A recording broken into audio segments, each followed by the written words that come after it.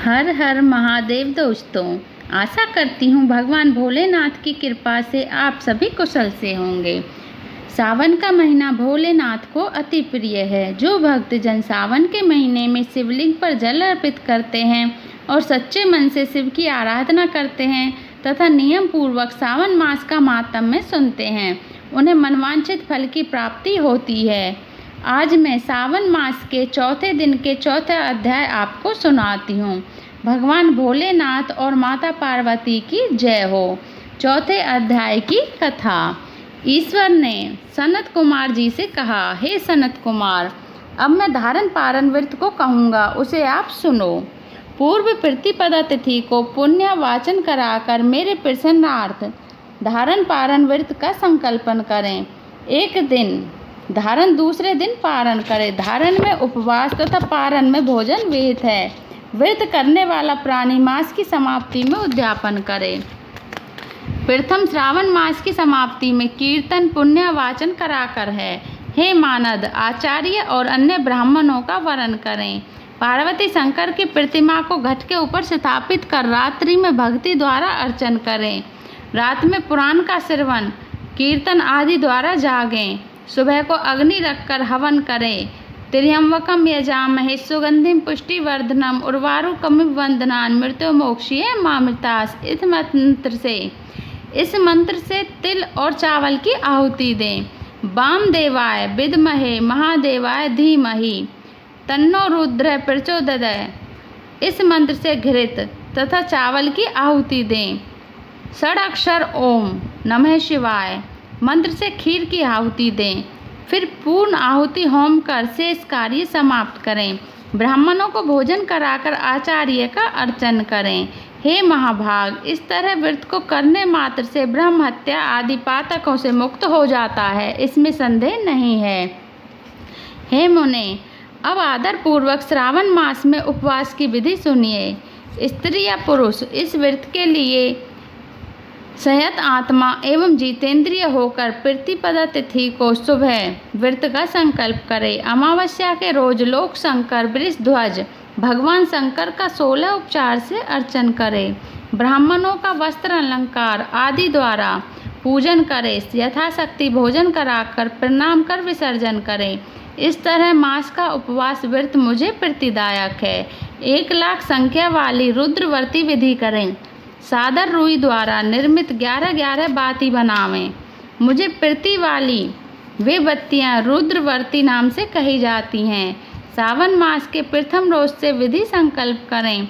श्रावण मास में देवों के देव महादेव हैं। भक्ति से उस गौरीश की 1 लाख बत्ती से आरती करूँगा। यों संकल्प कर रोज 1000 बत्ती द्वारा अर्चन करें।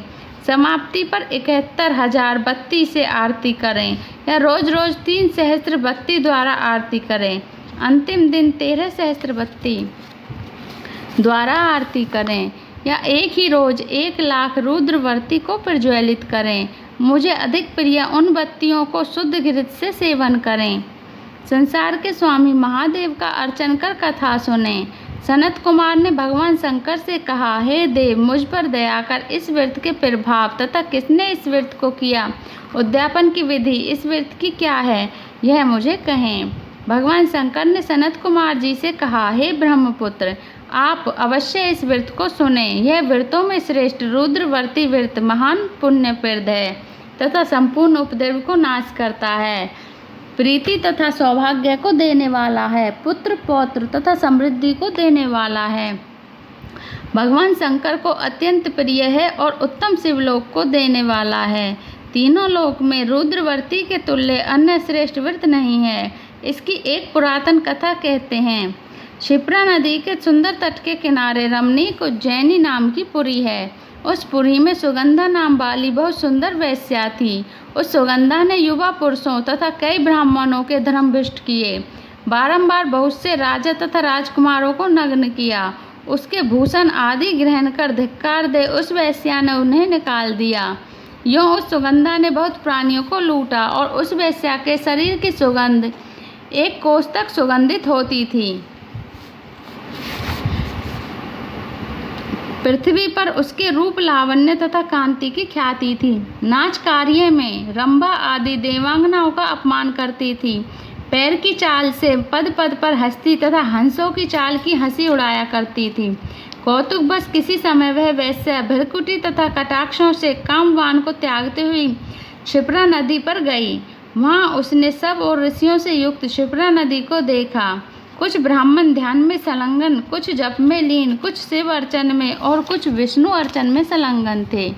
हे महामुने, उन सबों के मध्य में ऋषि वशिष्ठ को उस वैश्या ने देखा। उनके दर्शन मात्र के प्रभाव से उस वैश्या की बुद्धि धर्म में हो गई। जीवन तथा विषयों से मन हट गया और उस वैश्या ने विवश हो मुनि श्रेष्ठ वशिष्ठ को बार बार प्रणाम कर सब पाप कर्मों के नाश का उपाय पूछा। सुगंधा ने कहा, हे अनाथनाथ, हे विपेंद्र, हे योगीश, मैंने बहुत पाप किए हैं। हे प्रभु, आप उन संपूर्ण पापनाशक उपायों को कहें। ईश्वर सनत कुमार जी से बोले। दीनवत्सल वशिष्ठ मुनि ने उस वैश्या के कर्मों को जानकर आदर से उस वैश्या से कहा, हे भद्रे, एकाग्रजित होकर सुनो। तेरे पापों का नाश जिस पुण्य से हटेगा, मैं वह सब कहता हूँ। हे भद्रे, त्रिलोक के प्रसिद्ध वाराणसी में जाकर त्रिलोक्य में दुर्लभ इस व्रत को करो। हे भद्रे, रुद्रवर्ती व्रत महान पुण्य देने वाला तथा शिव प्रीति कारक है। हे भद्रे, इस व्रत के करने मात्र से तेरी उत्तम गति होगी। भगवान शंकर ने सनत कुमार जी से कहा। यो सारी विधि सुनकर वह वैश्या खजाना, नौकर तथा मित्र को साथ लेकर काशीपुरी गई। वहाँ पर वशिष्ठ जी के आदेश अनुसार व्रत किया और वह वैश्या पंच भौतिक देह के सहित भगवान शंकर के शरीर में लय हो गई। जो स्त्री इस दुर्लभ व्रत को करती है और जिस वस्तु की इच्छा रखती है, उसे वह निश्चित मिलती है। हे सुब्रत, माणिक्य वर्तियों के महात्म्य को सुनो। हे विपेंद्र, माणिक्य वर्तियों के व्रत करने मात्र से स्त्री मेरे अर्धासन की हिस्सेदार होती है। वह स्त्री महाप्रलय अंत तक मेरी प्रिया होकर निवास करती है। व्रत पूर्ति के लिए इसकी व्रत उद्यापन विधि को कहूँगा। सर्वप्रथम पार्वती के सहित शंकर की प्रतिमा स्थापित करें। शिव पार्वती की प्रतिमा, शिव प्रतिमा सोने तथा वृषभ प्रतिमा चांदी की निर्मित हो। विधि द्वारा अर्चन कर रात में जागें। प्रातःकाल सविधि नदी में स्नान करें। भक्ति द्वारा आचार्य का वर्णन करें तथा 11 ब्राह्मणों के सहित घी, पायस एवं बिल्व होम करें। रुद्र सूक्त, रुद्र गायत्री या मूल मंत्र से होम करें। पूर्ण आहुति कर आचार्य आदि की पूजा कर 11 श्रेष्ठ सप्तनीक ब्राह्मणों को भोजन कराएं। इस तरह जो स्त्री व्रत करती है वह संपूर्ण पापों से रहित हो जाती है। अतः सावन मास का चौथा अध्याय समाप्त। अगर आपको मेरी कथा अच्छी लगी हो तो आगे के अध्याय सुनने के लिए मेरे चैनल को सब्सक्राइब कर देना जी। हर हर महादेव।